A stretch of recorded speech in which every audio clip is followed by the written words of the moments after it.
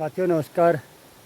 जय देवभूमि, जय उत्तराखंड, जय पहाड़, जय पहाड़ी। दोस्तों, आज मैं आपको लाया हूँ देवभूमि उत्तराखंड के छोटे से कस्बे जाली से आगे चलकर। यह रोड जाली मासी रानीखेत वाली रोड है। इस पर मैं आपको कुछ दिखाना चाहूँगा। दोस्तों, यह देखिए, यह हमारे यहाँ जो रानीखेत मासी को जोड़ने वाला जो एकमात्र मार्ग है, उसके समीप सरायगुल से 2 किलोमीटर आगे जाकर सामने आप रोड देख रहे होंगे जो नीचे की साइड को जा रही है। जो नीचे को जा रही है वो है मुनिया चौरा, और जो ऊपर को है वह निरकोट के लिए, और सामने आप मासी की तरफ को जाती है जो सीधे बद्रीनाथ, कर्णप्रयाग, रामनगर हाईवे के साथ जुड़ती है। और थोड़ा मैं दिखाना चाहूँगा। और इस ओर जो है यह वाली जो सड़क है, यह सीधे रानीखेत को जोड़ती है, दोराहाट को जोड़ती है, अन्य जगहों को जोड़ती है।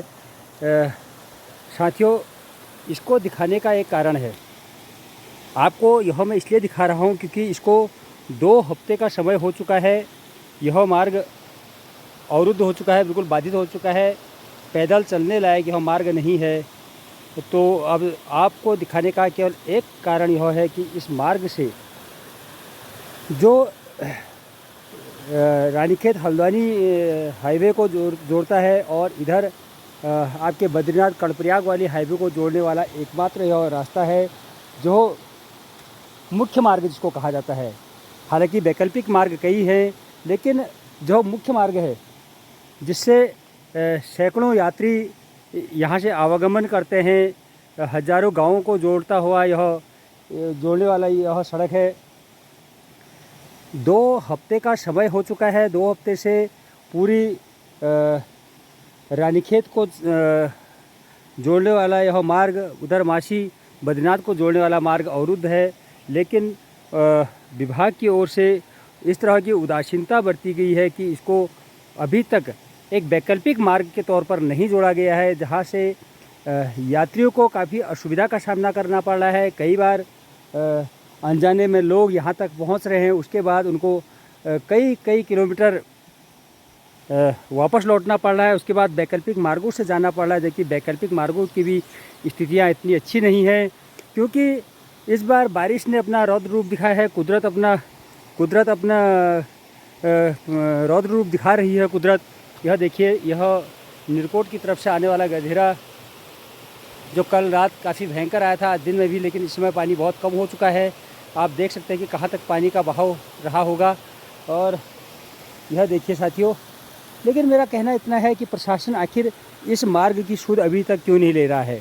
क्या केवल हाईवे को ही जोड़ने के लिए प्रशासन गंभीर रहता है? क्या इन मार्गों को जोड़ने के लिए प्रशासन इतना गंभीर नहीं दिखता है? क्योंकि इन मार्गों से भी हज़ारों की संख्या में यात्री प्रतिदिन आवागमन करते हैं। लोगों ने बैंक जाना होता है या अन्य जगह जाना होता है। कई जगह जाने के लिए उनको कई किलोमीटर का सामना करना पड़ रहा है।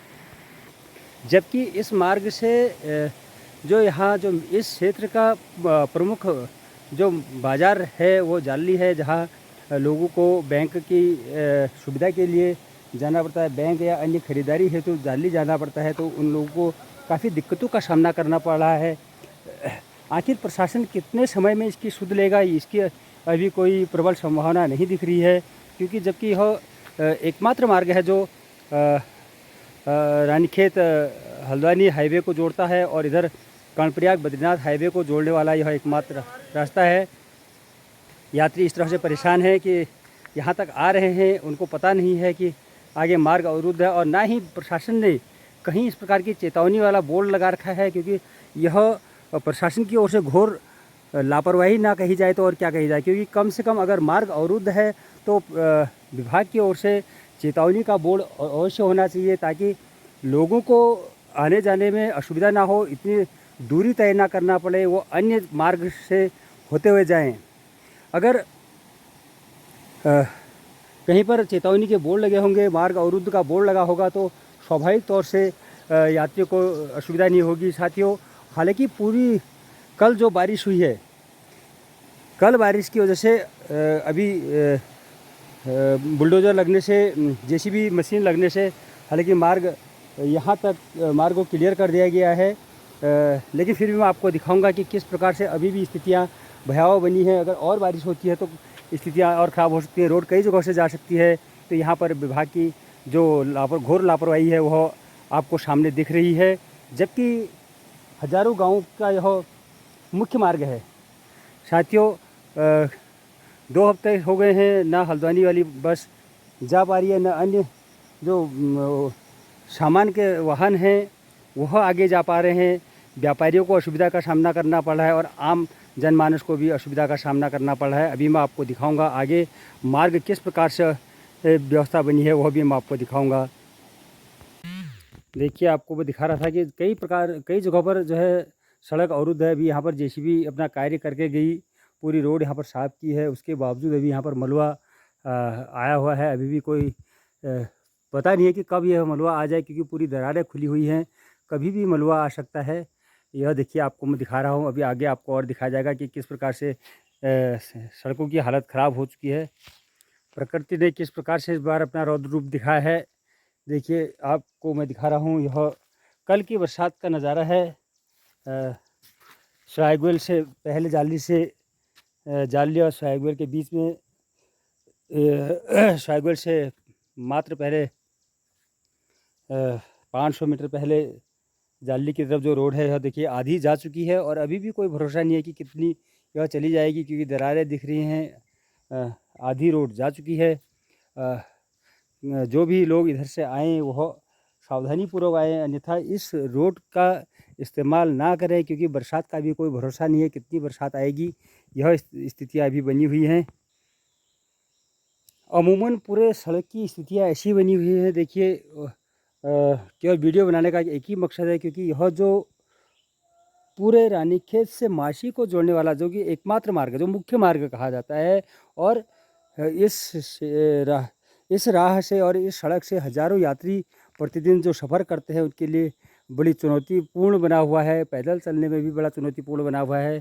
तो मैं एक ही चीज़ कहना चाहूँगा कि पीडब्ल्यूडी विभाग द्वारा और प्रशासन कितना गंभीर बना हुआ है, और इन रास्तों को लेकर, क्षेत्रवासियों की समस्या को लेकर हमारे जो सड़कें हैं उनसे पता चलता है कि हमारे प्रशासन, हमारे विभाग कितना गंभीर है। जबकि होना ये चाहिए कि विभाग के द्वारा त्वरित कार्रवाई होनी चाहिए, क्योंकि यह एकमात्र मार्ग, मैं पुनः कहना चाहूँगा कि यह रानीखेत टू माशी एकमात्र मुख्य मार्ग है, जो आपके यह मार्ग द्वाराहाट को भी जोड़ता है, रानीखेत को जोड़ता है, भिक्याशैन जोड़ता है, अन्य जगहों को यह जोड़ता है, और अन्य जो गाँव की जो सड़कें हैं उनको भी जोड़ने वाला यह एकमात्र मार्ग है। अगर यह इस प्रकार से बाधित है तो समझिए कि इस क्षेत्र का व्यवसाय, इस क्षेत्र के लोगों की समस्याएं कितनी बढ़ चुकी हैं, क्योंकि आवाजाही के साधन केवल यह मुख्य मार्ग होने के कारण यह जो सड़क बाधित है, इससे कई प्रकार की समस्याएं उत्पन्न हो रही हैं, चाहे वो व्यापारियों के लिए, आम जनमानस के लिए। तो इसलिए मैं पुनः कहना चाहूँगा कि विभाग त्वरित इस पर एक्शन ले, त्वरित कार्रवाई होनी चाहिए, ताकि लोगों की कनेक्टिविटी हो सके, लोग अपने कार्यों के लिए रानीखेत, हल्द्वानी, मासी, रामनगर, अन्य क्षेत्रों को जा सकें, और बाहरी उनको कठिनाइयों का सामना करना पड़ा, क्योंकि वैकल्पिक मार्ग भी जो हैं कई जगह अवरुद्ध हैं, कच्चे हैं, तो उनसे गाड़ियाँ नहीं जा पा रही हैं, गाड़ियाँ फंस रही हैं। इसलिए जो है मेरा शासन, प्रशासन और विभाग से निवेदन है कि त्वरित कार्रवाई की जाए। ऐसे न जाने कितने ही स्थानों पर ऐसी समस्याएं हैं। पूरा यह पहाड़ भी कभी खिसक सकता है। देखिए, ऊपर से दरक रहा है, लगातार दरकने की स्थितियां और बनी हैं।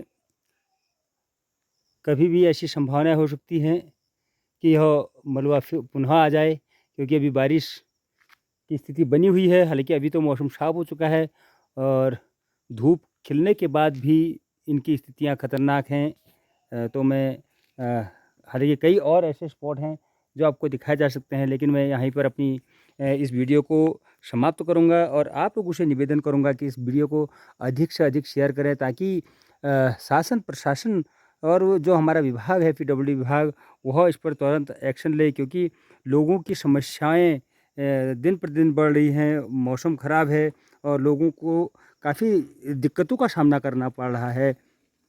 जहाँ एक तरफ आज की परिस्थिति में कहा जाए कि हमारे जो पैदल मार्ग थे वह भी बाधित हैं, क्योंकि सड़कें गांव-गांव पहुंच चुकी हैं, लेकिन सड़कों की हालत यह, जब मुख्य मार्ग के हाल यह हैं, तो आप समझ सकते हैं कि जो गांव की ग्रामीण सड़कें हैं उनके क्या हाल होंगे। तो मैं आप पुनः सभी लोगों से निवेदन करना चाहूँगा कि इसको अधिक से अधिक शेयर करें। साथियों, इसी के साथ आप सभी से विदा लूँगा।